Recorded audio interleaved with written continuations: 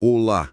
Hoje vamos mergulhar num tema que é, assim, quase um rito de passagem na engenharia de software, a maturidade. E a ideia central é bem contraintuitiva. A gente sempre acha que o objetivo é construir o sistema perfeito, sabe? O mais robusto. Mas os materiais que a gente analisou hoje sugerem que a verdadeira maturidade é saber construir o sistema certo. E o sistema certo para agora. E isso me leva a um paradoxo que todo desenvolvedor experiente já sentiu, né? Você entra num projeto novo, é um caos total, nada está definido. E qual que é o instinto? Se agarrar no que você controla. Otimizar a performance, desenhar a arquitetura mais escalável do mundo, refinar a infra. É quase uma terapia, assim, uma forma de colocar a ordem no caos. Só que parece que essa terapia pode sair bem cara. Exatamente. A principal provocação dos textos é que cada otimização dessas é uma aposta no futuro. E quando essa aposta é feita só com base em intuição, sem dados concretos, ela deixa de ser uma aposta e vira um imposto. Um custo fixo pesado que você paga todo dia e, o pior, disfarçado de excelência técnica. A gente acha que está construindo uma fundação sólida, mas pode estar só enterrando o projeto em concreto. Então essa é a nossa missão aqui, entender quando a decisão técnica mais inteligente é, na verdade, cruzar os braços e não otimizar. E como fazer isso de forma disciplinada, com critérios, em vez de só seguir o instinto ou, vamos ser honestos, o ego, de querer construir uma obra de arte que ninguém pediu. Vamos tentar decifrar esse quebra-cabeça. Vamos começar pintando aquele cenário que é muito familiar, né? Um produto nascendo, requisitos mudam com um e-mail, o modelo de negócio é uma hipótese, o time de vendas ainda nem sabe o que está vendendo.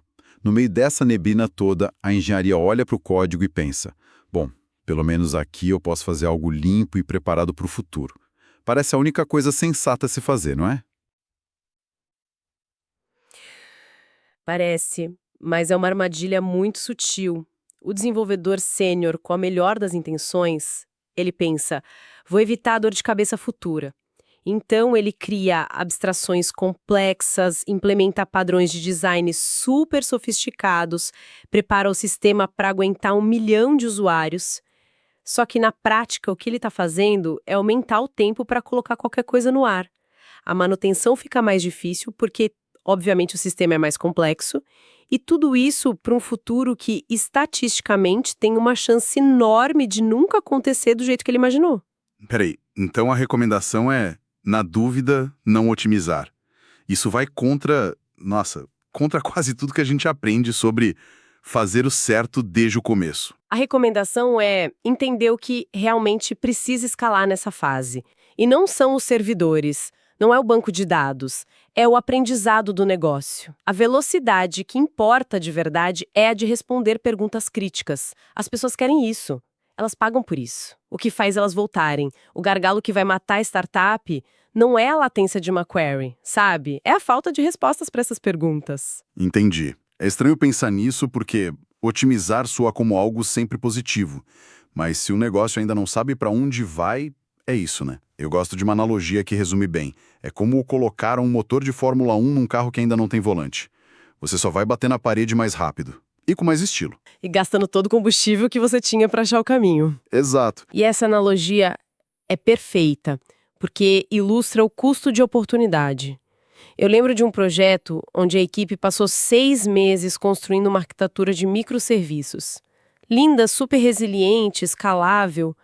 Durante esse tempo, o concorrente lançou uma versão muito mais simples, descobriu que o mercado queria de verdade e quando a nossa obra de arte ficou pronta, o negócio já tinha pivotado. 80% do que a gente fez foi pro lixo. Foi a lição mais cara que eu já vi sobre otimizar um futuro que nunca chegou. Nossa, que soco no estômago. Ok, então se a otimização precoce é essa armadilha, a pergunta é: como escapar dela? Porque existe uma linha muito tênue aí.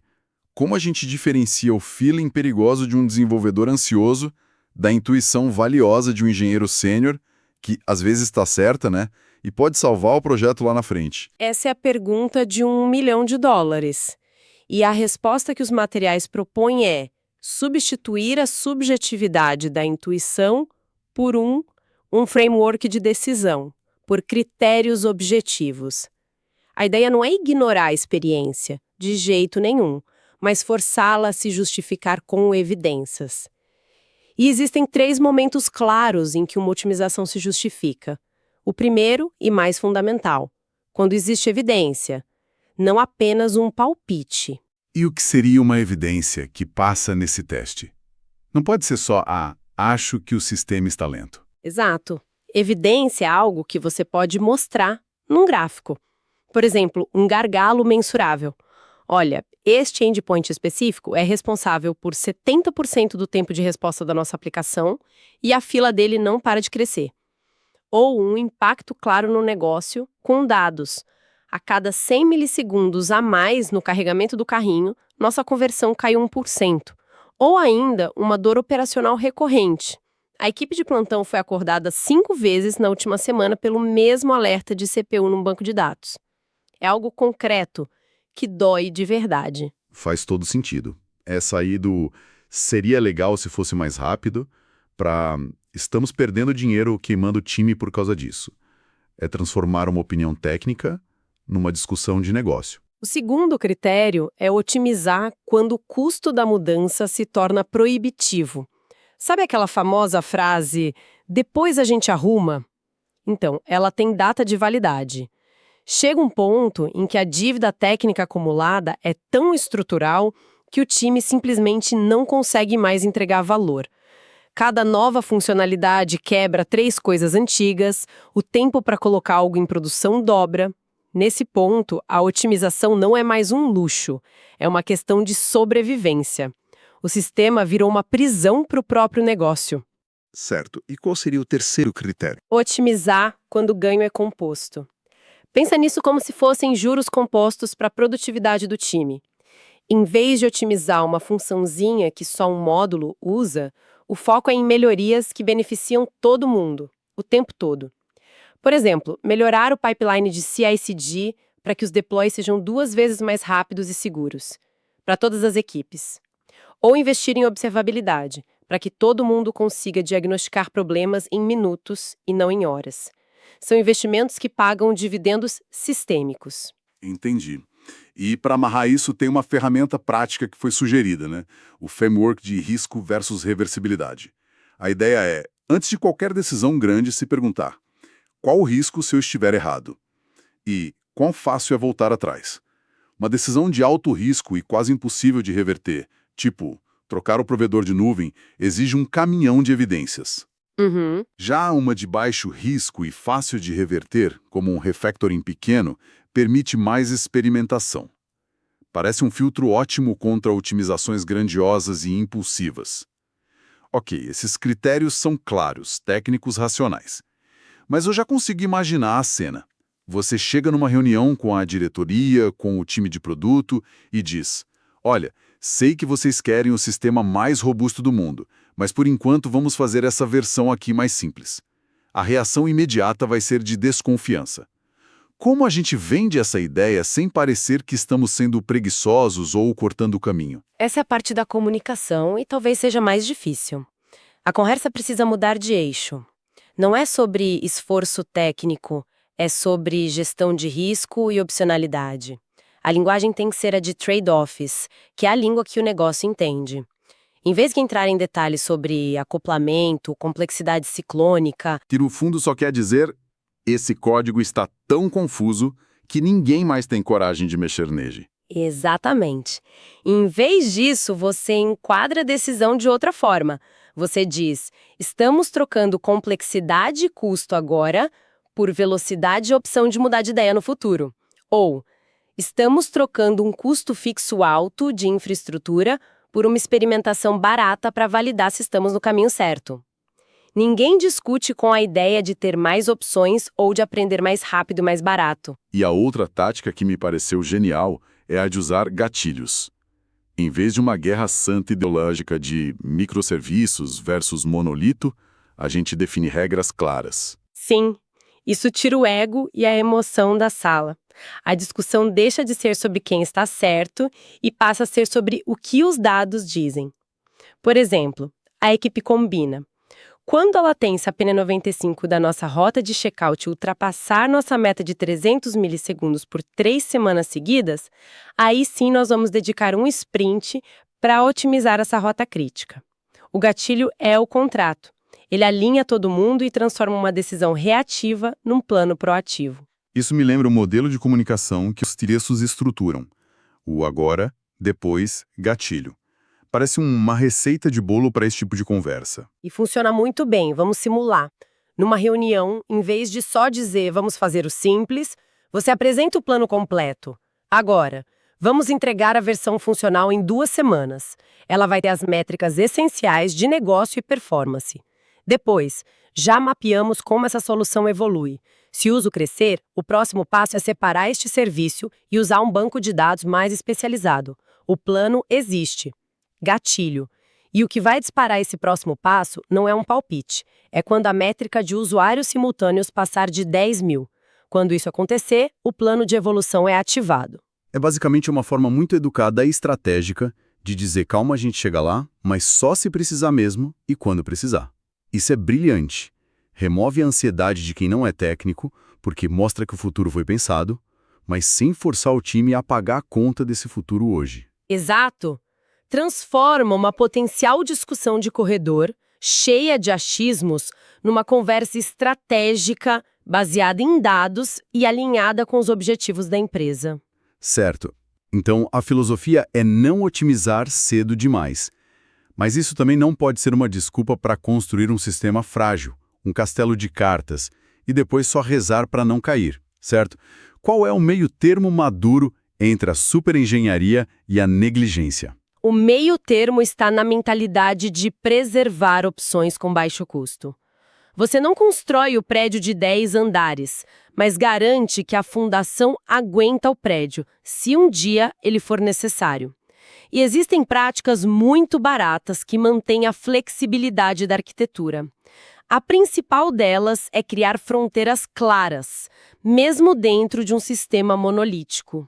Ah, o famoso monólito bem organizado. Isso. Separar os domínios de negócio em módulos ou pacotes distintos, com acoplamento mínimo entre eles. Isso não tem o custo de infra de microserviços, mas te dá a opção de, no futuro, extrair um desses módulos para um serviço separado com muito menos dor. Você já evita que o sistema vire aquela grande bola de lama onde mexer em uma coisa quebra outra do outro lado. E outra prática que parece fundamental e que muitas vezes é deixada para depois é a observabilidade desde o dia 1. Sem dúvida. Otimizar sem telemetria é como fazer uma cirurgia no escuro. O mínimo viável é ter logs estruturados que você consiga pesquisar, métricas do caminho crítico do negócio, latência e taxa de erro no endpoint de pagamento, por exemplo, e alguns alertas simples, mas confiáveis. Isso garante que você saiba exatamente onde está doendo antes de sair aplicando remédio no sistema inteiro. Eu gostei muito também da ideia de performance por orçamento. É uma mudança de mentalidade. Em vez daquela meta vaga de deixar o sistema rápido, que é um poço sem fundo de trabalho, a equipe define orçamentos. A latência-alvo para a busca de produtos é de 250 milissegundos. A otimização só entra em pauta se esse orçamento for estourado de forma consistente. Sai o ego, entra a disciplina. Outra técnica sutil, mas muito poderosa, é a de criar costuras ou pontos de encaixe na arquitetura. Por exemplo, em vez de espalhar carries SQLs por todo o código, você cria uma camada de acesso a dados com uma interface bem definida. Você não precisa implementar o suporte para 3 bancos de dados diferentes hoje, mas o fato de ter essa camada clara te dá a opção de trocar o banco no futuro com um esforço muito menor, caso o gatilho para isso dispare. Você preserva a opção sem pagar o custo total da implementação. E para documentar tudo isso e evitar que o conhecimento se perca, os materiais destacam a prática que é um sinal claro de maturidade, os ADRs, ou Architecture Decision Records. Isso é para evitar aquela reunião que acontece todo ano para decidir a mesma coisa, porque ninguém lembra o porquê a decisão original foi tomada, né? Exatamente. Um ADR é um documento minúsculo, quase um post-it. Ele registra o contexto de uma decisão importante. Por que escolhemos a tecnologia X? A decisão em si e as consequências esperadas. Isso cria uma memória para o time, evita discussões circulares e força a equipe a tratar a simplicidade como um requisito ativo e consciente, não como uma consequência da falta de tempo. Ok, a imagem está ficando bem mais clara. A mensagem principal, então, é que a verdadeira senioridade técnica não está na capacidade de construir sistemas complexos, mas na sabedoria de construir o sistema mais simples possível que resolve o problema de hoje, preservando as opções para o problema de amanhã. A gente viu que a chave para isso é substituir a intuição por evidências e gatilhos claros, e usar a comunicação para enquadrar essas decisões não como preguiça, mas como uma estratégia inteligente de gestão de risco e de tempo. E se eu pudesse reforçar um único ponto, seria a distinção entre escalabilidade técnica e escalabilidade de negócio. A técnica é sobre aguentar mais carga. A de negócio é sobre a empresa conseguir crescer a receita à base de clientes sem que o caos operacional cresça na mesma proporção. O erro clássico de engenharia é focar obsessivamente na primeira, quando o que realmente ameaça a sobrevivência da empresa quase sempre está na segunda. Perfeito. Para fechar, fica uma reflexão, um par de perguntas que servem como um teste de sanidade antes de começar qualquer grande otimização. São perguntas que cortam o ego e vão direto ao que importa. A primeira: o que eu estou prestes a fazer vai encurtar o ciclo de aprendizado do negócio? Vai nos ajudar a ter respostas mais rápido? E a segunda: se eu estiver completamente errado sobre isso, eu consigo desfazer essa decisão em um dia? Se as respostas não forem um sim, bem claro, talvez seja hora de tomar um café e pensar de novo.